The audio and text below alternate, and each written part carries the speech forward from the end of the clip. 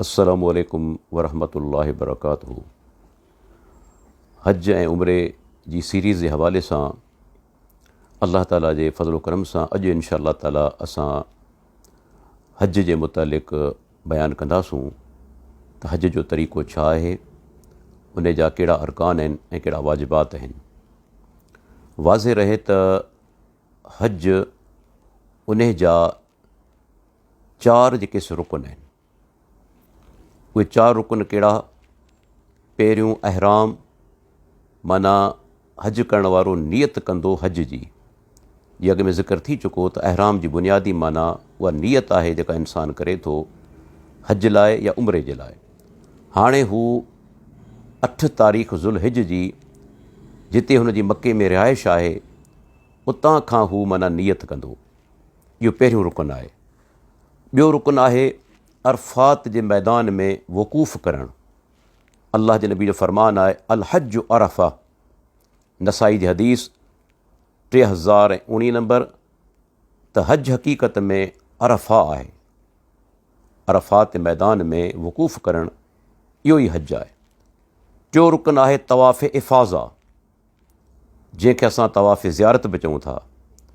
ऐं चोथों रुकन आहे सफ़ा मरवा जी सई, जी मुस्नद अहमद जी हदीस आहे 27,367। हाणे 4 जेके अरकान आहिनि हज जा, इन्हनि मञा जेकॾहिं हिकु बि रहिजी वियो त शेख मोहम्मद बिन सालिह अल उसैमीन रहमतुल्लाह अलैह फरमाए थो अशरहुल मुमतिअ जे अंदरि जिल्द नंबर 7 सफ़ो नंबर 386 त उन माण्हू जो हज न थींदो जेकॾहिं इन्हनि चइनि मञा हिकु रुकन बि रहिजी वञो। हज जा 7 जेके वाजिबात आहिनि। पहिरियों मिकात खां अहराम ॿधणु, ॿियो सिज ग़ुरूब थियण ताईं अरफ़ात जे मैदान में तरसणु, टियों मुज़दलिफ़ा में राति गुज़ारणु, चोथों अयाम तशरीक़ जूं रातियूं मिना में गुज़ारणु, 5 जमरात खे पथरियूं हणणु, 6 मथे जा वार कतराइणु या कूड़ाइणु, ऐं 7 तवाफ़ वदा करणु। इहे 7 जेके वाजिबात आहिनि। जेकॾहिं हज करण वारो इन्हनि मां को हिकु वाजिबु छॾे थो त राजे मज़हब मुताबिक़ खेसि हिकु बकरी हरम जे मुहताजनि फ़क़ीरनि में ज़बह करे विराइणी आहे ऐं उन मां खेसि खाइणो न आहे। सैयदना अब्दुल्ला बिन अब्बास रज़ी अल्लाह अन्हुमा जो क़ौल आहे, जेको मनासिक के हज मां का शइ विसारे, मनासिक मां का शइ विसारे या छॾे त उनखे रत वाहिणो आहे। मुअत्ता इमाम मालिक जी रिवायत जिल्द नंबर 1 सफ़ो नंबर 419, सुनन दारकुतनी जिल्द नंबर 2 सफ़ो नंबर 244, सुनन कुबरा बैहकी जिल्द नंबर 5 सफ़ो नंबर 350। इन जी सनद सही आहे। शेख अलबानी रहमतुल्लाह अलैह इरवाउल गलील जे अंदरि जिल्द नंबर 4 सफ़ो नंबर 299 में इन जी सनद खे सही करार ॾिए थो त जेकॾहिं वाजिबात मञा को हिकु वाजिबु रहिजी वियो त उनखे बकरी ज़बह करे हरम जे मुहताजनि में विराइणी आहे। ऐं अरकान मञा जेकॾहिं को रुकन रहिजी वियो त उन माण्हू जो हज न थींदो। हाणे हज जा टोटल 6 ॾींहं आहिनि, जिन खे अयामुल हज चइजे थो। 8 तारीख़ ज़ुल्हिज खां वठी 13 ज़ुल्हिज ताईं इहे 6 ॾींहं जेके से हज जा ॾींहं आहिनि, अयामुल हज इन्हनि खे चइबो आहे। पहिरियों ॾींहुं आहे 8 ज़ुल्हिज जो, जंहिंजो नालो आहे यौम तरविया। तरविया जी माना छा आहे त पुराणे दौर जे अंदरि जॾहिं हाजी सॻोरा 8 तारीख़ ते मिना ॾांहुं रवाना थींदा हुआ त छा उन दौर में मिना, मुज़दलिफ़ा या अरफ़ात में पाणी जो इंतज़ाम कोन हूंदो हो त पंहिंजनि सुवारियुनि खे सुठे नमूने सां उहे पाणी पियारींदा हुआ, पाण सां गॾु पाणी खणंदा बि हुआ पीअण जे लाइ ऐं ॿियनि ज़रूरतनि जे लाइ। तंहिंजे करे इन जो माना नालो रखियो वियो यौम तरविया, यानी सैराब करणु। इन ई तारीख़ ते फजर निमाज़ अदा करण खां पोइ हज करण वारे खे घुरिजे त अहराम जी नियत करण खां अॻु में गुसल करे, ख़ुशबू लॻाए ऐं जिते बि संदसि रिहाइश आहे उतां खां अल्लाहुम लब्बैक हजन चई कसरत सां बुलंद आवाज़ सां तलबिया चवंदो मिना ॾांहुं रवानो थी वञे। मक़सदु जेके कम उमिरे जे लाइ मिकात ते कया उहे सभु कम हिते बि कंदो। सिर्फ़ु फ़र्क़ु इहो आहे त हिते हज लाइ नियत कंदो, छो त उमिरो हू अदा करे चुको आहे। वाज़े रहे त हीउ हुकम हज तमतो करण वारनि जे लाइ आहे। पाकिस्तान मां वेंदड़ तक़रीबन सभु हाजी हज तमतो कंदा आहिनि। अलबत्ता जेकॾहिं को माण्हू हज इफ़राद या हज किरान करे रहियो आहे त उहो मीकात खां बदल अहराम में रहंदो जेसिताईं 10 तारीख़ जमर अक़बा खे पथरियूं हणी वठे, जानवर क़ुर्बान करे वठे, मथो कूड़ा या कतराए वठे, तेसिताईं उनखे अहराम में रहणो आहे। उहो माण्हू जेको माना हज इफ़राद करे थो या हज किरान करे थो। पर पाकिस्तान मां वञण वारा घणो करे हज तमतो कंदा आहिनि। हा, हिकु ॻाल्हि जी वज़ाहत कंदो हलां त पाकिस्तान हिंदुस्तान मञा के हाजी सॻोरा अहिड़ा आहिनि जेके 8 तारीख़ पंहिंजी रिहाइश गाह तां सिधो मिना कोन वेंदा आहिनि, बल्कि ईंदा आहिनि मस्जिद हराम में, ऐं मीज़ाब जेको आहे पाणी जो जेको नारो आहे उनजे हेठां अची बीहंदा आहिनि, तवाफ़ कंदा आहिनि, तलबिया कंदा आहिनि। उनखां पोइ जेको माना उहे रवाना थींदा आहिनि मिना जे लाइ। इहो संदन अमल ख़िलाफ़ सुन्नत आहे। अल्लाह जे नबी खां, साहबा किराम खां को बि जेको इन जो सबूत कोन्हे। तंहिंजे करे मुख़्तलिफ़ उलमा इन जो रद्द कयो आहे। जीअं शेख मोहम्मद बिन सालिल उसमीन रहमतुल्लाह अलैह अशरुल मुमतिअ जे अंदरि जिल्द नंबर 7 283 नंबर सफ़ो, शेख इब्न बाज़ रहमतुल्लाह अलैह अत-तहक़ीक़ वल ईज़ाद जे अंदरि सफ़ो 122 नंबर, ऐं उन खां अलावा शेख अब्दुल मोहसिन अल अब्बाद हफ़िज़हुल्लाह तफ़सीरुन नासिक जे अंदरि सफ़ो नंबर 121, ऐं शेख बदियुद्दीन शाहराश्ती रहमतुल्लाह अलैह बदियु तफ़ासीर जे अंदरि जिल्द नंबर 3 सफ़ो नंबर 771 इन्हनि माण्हुनि जो रद्द कयो आहे। छो त अल्लाह जे प्यारे पैगम्बर माना पंहिंजे रिहाइश गाह तां मके में तलबिया चवंदे पाण पहिरियां ई त जेको माना लब्बैक चवनि था अल्लाहुम्मा लब्बैक हजन, उनखां पोइ तलबिया चवंदे रवाना थियनि था मिना ॾांहुं। पाण मस्जिद हराम में कोन आया, तंहिंजे करे मस्जिद हराम में अचणु ऐं उतां तलबिया चवणु या जेको तवाफ़ करणु इहो अल्लाह जे नबी खां ऐं साहबा खां साबित कोन्हे, बल्कि हज करण वारे खे घुरिजे पंहिंजी रिहाइश गाह तां जेको सो नियत करे ऐं लब्बैक अल्लाहुम्मा लब्बैक हजन चई उनखां पोइ तलबिया चवंदो वॾे आवाज़ सां मिना ॾांहुं रवानो थी वञे। हिकु ॻाल्हि जेका अॼुकल्ह असां महसूसु करियूं था त तलबिया चवण जो रवाजु तमामु घटिजी वियो आहे।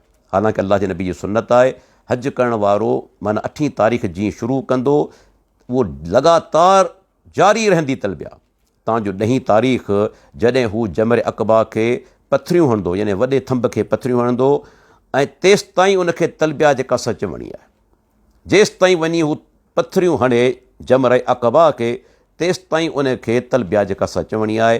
अॼुकल्ह हाजी सॻोरा इन जो एहतमाम तमामु घटि कंदा आहिनि, हालांकि इहा शइ सही न आहे, अल्लाह जे प्यारे पैगम्बर जी सुन्नत आहे। उनखां पोइ मुस्तहब आहे त हज करण वारो 8 तारीख़ मिना रवानो थिए ऐं ज़वाल यानी सिज लड़ण खां अॻु में उते पहुची वञे, सिज लड़ण खां ज़वाल खां अॻु में मिना पहुची वञे, इहा शइ मुस्तहब आहे। मिना पहुचण खां पोइ हू हुते ज़ोहर नमाज़ बि पढ़ंदो, असर बि पढ़ंदो, मग़रिब बि पढ़ंदो, इशा पढ़ंदो ऐं फजर पढ़ंदो। 5 नमाज़ूं, 5 ई नमाज़ूं पंहिंजे वक़्त ते अदा कंदो। पर हू असर चईं जे बजाए 2 पढ़ंदो, ज़ोहर चईं जे बजाए 2 पढ़ंदो, इशा चईं जे बजाए 2 पढ़ंदो, मग़रिब जूं 3 रकातूं अदा कंदो, जॾहिं त इशा नमाज़ पढ़ी वितर पढ़ंदो ऐं फजर जी नमाज़ 2 रकातूं फ़र्ज़ बि पढ़ंदो ऐं 2 रकातूं सुन्नत बि पढ़ंदो। माना हिते 5 नमाज़ूं हाजी सॻोरे खे पढ़णियूं आहिनि। ऐं हिकु ॻाल्हि ॿुधाईंदो हलां इंतिहाई अहम त मिना जे अंदरि नमाज़ कसर करणु अल्लाह जे प्यारे पैगम्बर जी सुन्नत आहे। पाकिस्तान ऐं हिंदुस्तान ऐं बांग्लादेश जा काफ़ी हाजी सॻोरा अहिड़ा आहिनि जेके हिते पूरी नमाज़ पढ़नि था। या पूरी नमाज़ पढ़णु यादि रखो सुन्नत जे ख़िलाफ़ु आहे। हज जे दौरान नमाज़ कसर करणु ऐं जमा करणु इन जो तालुक़ु मनासिक हज सां आहे, इन जो तालुक़ु सफ़र सां कोन्हे। तंहिंजे करे जेको माण्हू मिना जे भरिसां बि रहे थो या अरफ़ात मैदान जे भरिसां बि रहे थो, आम ॾींहंनि में खणी पूरी नमाज़ पढ़े, पर जॾहिं हज करणु ईंदो मिना जे अंदरि या अरफ़ात मैदान में उनखे नमाज़ हुते कसर करणी आहे ऐं अरफ़ात में उनखे 2 नमाज़ूं ज़ोहर ऐं असर मिलाए पढ़णियूं आहिनि। इन जो तालुक़ु मनासिक हज सां आहे। पाकिस्तान हिंदुस्तान जा हाजी सॻोरा हिकु हदीस जेका अबू दाऊद जे अंदरि मौजूदु आहे 1229 नंबर ते, उन हदीस जे बुनियाद ते मिना में पूरी नमाज़ पढ़ंदा आहिनि। हालांकि ॿुधाईंदो हलां त अल्लाह जे प्यारे पैगम्बर जॾहिं पाण 8 हिजरी में मके आया फ़तेह मक्का जे मौक़े ते, तॾहिं पाण हुते जेको सुमाना अहले मक्का खे पूरी नमाज़ पढ़ण जो हुकुम ॾियनि था। पर जॾहिं पाण 10 हिजरी में आया हजतुल वदा जे मौक़े ते, त अल्लाह जे प्यारे पैगम्बर उते सभिनी खे कसर निमाज़ पढ़ाई आहे, जंहिंमें मके वारा बि शामिलु हुआ। हाणे हजतुल वदा 10 हिजरी आहे, फ़तेह मक्का 8 हिजरी आहे, त आख़िरी अमल कहिड़ो थियो? आख़िरी अमल आहे 10 हिजरी वारो। हिकु त इहो दलील आहे, तंहिंजे करे उहे माण्हू हुते कसर करे पढ़ंदा, मके वारा बि। ऐं ॿी ॻाल्हि, असांजा दोस्त जेका अबू दाऊद जी रिवायत पेश कनि पिया 1229, ऐं जंहिंजे बुनियाद ते पूरी नमाज़ पढ़नि था, उहा रिवायत बि ज़ईफ़ आहे। इन जे अंदरि रावी मौजूदु आहे अली बिन ज़ैद बिन जुदआन, इहो ज़ईफ़ रावी आहे, तंहिंजे करे रिवायत हुजत ई कोन्हे। तंहिंजे करे अहले मक्का हुजनि या ॿाहिरां आयल हुजनि, पाकिस्तान, हिंदुस्तान, बांग्लादेश जा माण्हू, मिना जे अंदरि उहे 5 नमाज़ूं पढ़ंदा पंहिंजे वक़्त ते, पर असर ऐं माना त ज़ुहर ऐं इशा ॿ करे पढ़ंदा, मग़रिब 3 रकात ई पढ़ंदा, फजर 2 रकात जेके असां माना फ़र्ज़ बि पढ़ंदा, ऐं 2 रकातूं सुनत बि अदा कंदा। छो त अलाह जे प्यारे पैगम्बर जो तरीक़ो आहे, प्यारे पैगम्बर जी सुन्नत आहे। उन खां पोइ ॿुधाईंदो हलां त के माण्हू जेके से जेकॾहिं को माण्हू 8 तारीख़ ते, ज़ुल्हिज जी 8 तारीख़ ते कंहिं सबब जे करे हू मिना वञी न सघे ऐं ज़ुल्हिज जी 9 तारीख़ सिधो अरफ़ात वञे, त उन ते को फ़िदियो न आहे ऐं न की दम आहे, संदसि हज सही आहे। माना 8 तारीख़ ते मिना कोन वियो, बल्कि 9 तारीख़ ते सिधो अरफ़ात पहुची वियो हलियो, त उन ते को बि फ़िदियो कोन्हे, हुन ते को बि जेको सो माना त जंहिंखे चइजे दम कोन्हे, जेकॾहिं कंहिं मजबूरी जे तहत या कंहिं ज़रूरत जे तहत या कंहिं सबब जे तहत। ऐं उनजो हवालो अबू दाऊद हदीस नंबर 1950, नसाई जी 3042, 3043, 3044, तिरमिज़ी जी 891, इब्न माजा जी 3016, ऐं सऊदी अरब जी लजरत दाइमा जी फ़तवा 11 नंबर जिल्द 161 नंबर सफ़ो, इब्न बाज़ ऐं फ़तावा 17 नंबर जिल्द 250 नंबर सफ़ो, शेख इब्न उसमीन जा फ़तावा 23 नंबर जिल्द 16 नंबर सफ़ो, त अहिड़ो माण्हू जेकॾहिं डायरेक्ट 9 तारीख़ अरफ़ात मैदान में हलियो वञे, त बि को जेको सो माना हर्ज जेको सो इन जे अंदरि न आहे। हा, लेकिन मसनून तरीक़ो इहो ई आहे त 8 तारीख़ ते हू पहुचे मिना जे अंदरि, ऐं 9 तारीख़ जेका राति आहे सा बि जेका सो माना मिना में गुज़ारे।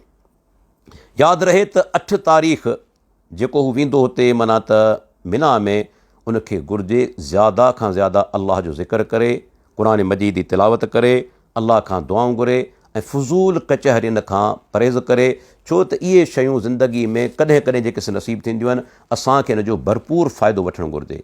त अल्हम्दुलिल्लाह अॼु असां 8 ज़ुल्हिज जेको हज जो पहिरियों ॾींहुं आहे, हिकु मुस्लमान खे छा करणु घुरिजे उनजो बयानु कयोसीं। इंशा अल्लाह ताला सुभाणे 9 तारीख़ जेका ज़ुल्हिज जी आहे, जंहिंखे यौम अरफ़ा चइबो आहे, उनजो तफ़सील सां बयानु कंदासूं त कहिड़ा कहिड़ा मसइला जेके से माना त हर हाजी खे मालूम हुअणु घुरिजनि। इंशा अल्लाह ताला अल्लाह ताला खां दुआ आहे अल्लाह ताला असांखे हर दीन जो कमु जेको प्यारे पैगम्बर जी सुन्नत मुताबिक़ करण जी तौफ़ीक़ अता फ़रमाए। अस्सलामु अलैकुम वरहमतुल्लाहि वबरकातुहू।